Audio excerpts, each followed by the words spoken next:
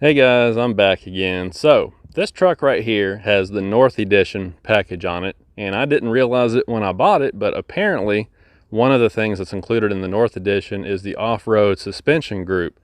So I guess this truck sits about 1 inch higher than a standard 4x4 Ram 1500, but if you look carefully you can still see there's a little bit of a rake, so the front is sitting just a little bit lower.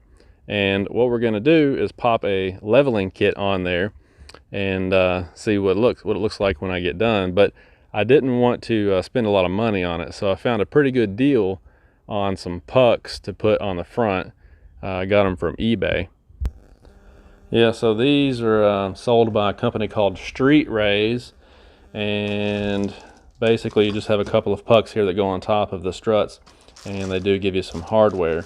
They're made out of aluminum and they look like pretty decent units, and the thing about these is that you don't have to disassemble the strut.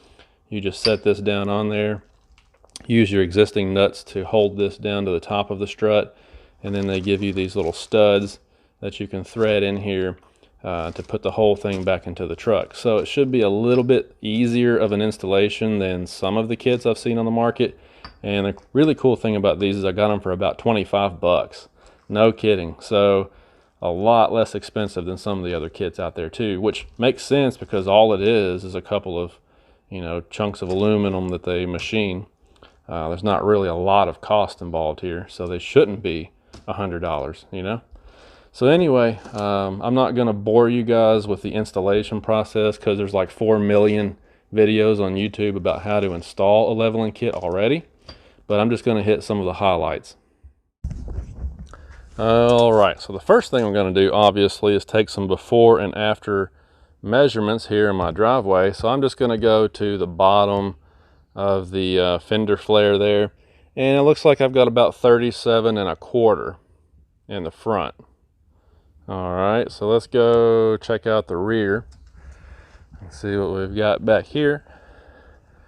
Now I got all my straw and everything out of the bed, so there's nothing in the bed right now.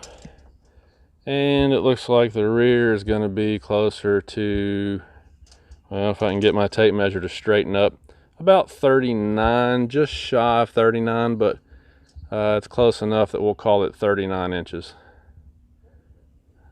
It's just below 39. So anyway, so it seems like the rear is just under 2 inches higher than the front, somewhere around 1 3/4 inches. So a 1.5 inch boost in the front will be perfect because I don't want that stink bug look where the front of the truck sits higher than the rear.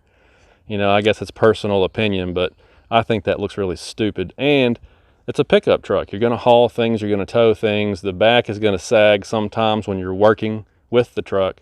So you want to start out with a little bit of rake so that when you put some stuff back there, your headlights aren't shining up into the sky. So just a little bit of rake is what we want, and I think the 1.5 inch kit will dial this thing in perfectly. Now I was also told by a buddy of mine that apparently the off-road package trucks have a different upper control arm.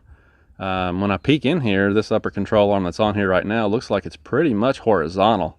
So that's a good sign, because if they already accounted for the little bit of factory lift that they put on these trucks, then that means when I pop the spacer in there, it's not going to cause me any issues. I didn't want to top this thing out and have it sitting up so high that it kind of taxed the suspension. But since it's all kind of accounted for, then this spacer is not really going to hurt anything, so that's good.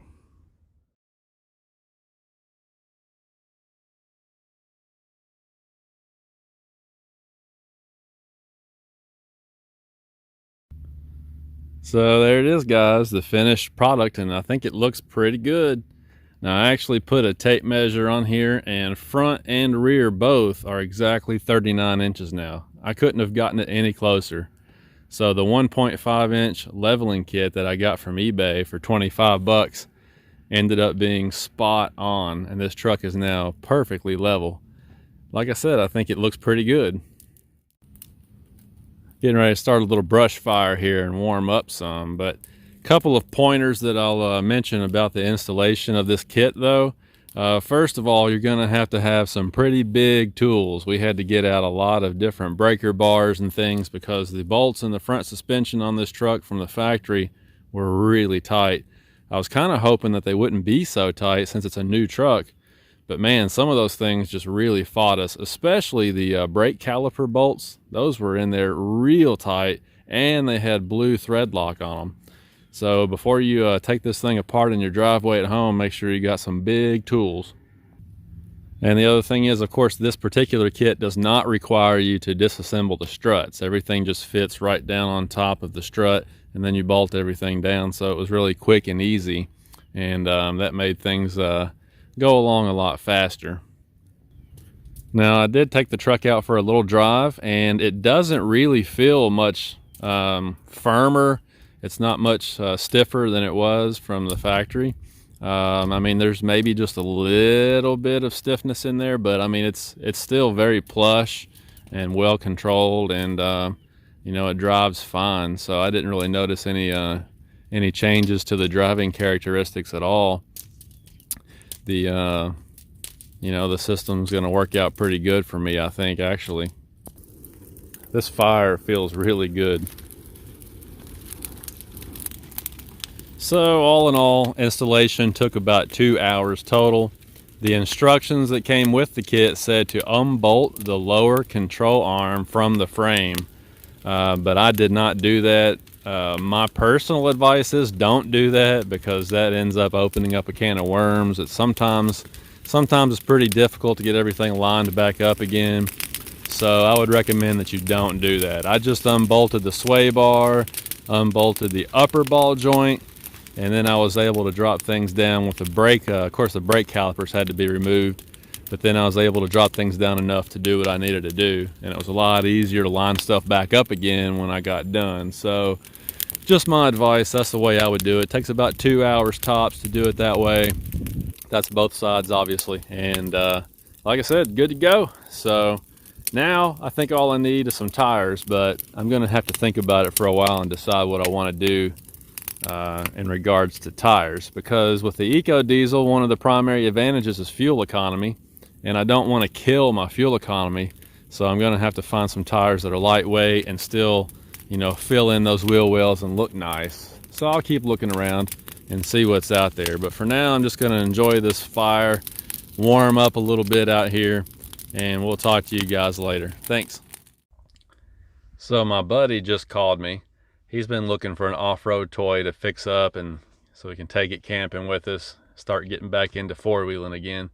And he lives in Tennessee. He just drove 6.5 hours to Ohio to get this off-road toy that he found on, I guess he found it on the Facebook Marketplace or something. So anyway, since he has to drive back from Ohio through Kentucky to Tennessee, I told him, I said, hey, why don't you stop when you get close and let me come and see it? You know, at least I get to have a sneak peek of it before we show up at the campsite and meet each other there. So anyway, we're getting ready to leave and go to town. Let's go check it out and see what he got, shall we? There it is. Wow, he bought a tank. I thought he was going to get an off-road toy. Well, I guess it is an off-road toy, but it's a tank. Oh my gosh.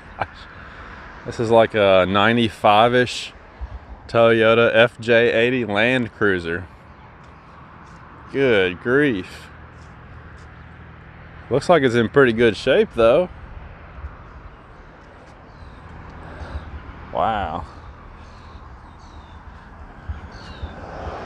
I don't think, actually I talked to him a few minutes ago, I don't think this one has the lockers.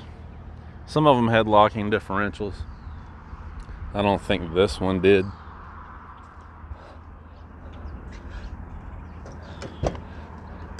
Wow. The leather's even in good shape. You almost never see these things in this good a condition inside. Wow. Nice canvas to work with here. Got a sunroof. Let's check out the back. The back's a little bit rougher. That's interesting. So apparently the front seats may have been replaced, but not terrible though. Especially if he's just going to use it for an off-road rig. Well, did you steal it? He stole it. That's awesome. FJ80 Land Cruiser, huh? It works even the sunroof. Yeah. Leather, sunroof, no lockers. No lockers. No lockers, well, but center diff. that can be rectified pretty easily, though. I like how they did that sliding rear glass on these. I'll tell you what, it's a heavy bitch. Is it heavy? Oh my gosh, is it heavy? Nothing the 5.0 can't handle, though, right? Hey, pop the back. This one's in a lot better shape. We actually looked at one of these that was full of rust. This one doesn't look like it is. Be careful, that'll fall. See, I like that too. I like how they did the tailgate on these. That's pretty awesome. Looks like you got a nice canvas to work with here. Yeah, I think so. It needs suspension and body mounts and stuff like that. Just little stuff that you would expect. I mean, it's 95. Yeah. You would expect that stuff to be bad. The stuff that's fun to work on anyway. Yeah.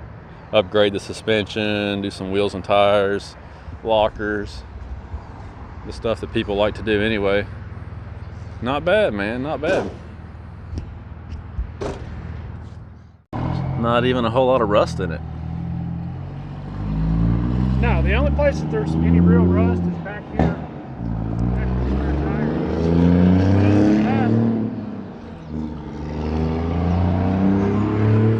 A little bit back there. Not bad though.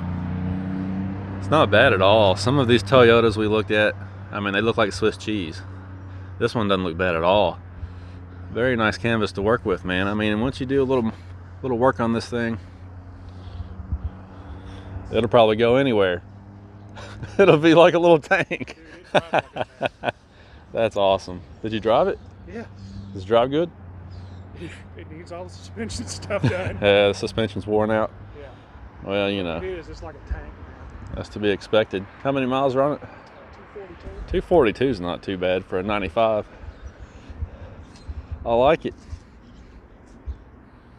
Maybe we'll see this thing out in the trail some. Well, honestly, I kind of like it. Something different. We've always had Jeeps, ATVs, all that kind of stuff. So now we got a Toyota that's going to join the crew when we go four-wheeling. Can't wait to see what he does to this thing. And I'm sure when it's ready, he'll be crazy with it, because that's how he rolls. That's why he got the nickname Bandit back in our college days. Later, man. Yeah, so I like it. Pretty cool, huh? All right, I got to get back to the house. Looks like the rain's about to roll in, and to be honest with you, I'm tired because we've been working on my brother's EcoBoost V6 and his F-150 all weekend. In fact, I think him and my dad are still down there working on it right now. Wore me flat out, so time to call it a night. Thanks for watching, guys. We'll talk to you later. Bye-bye.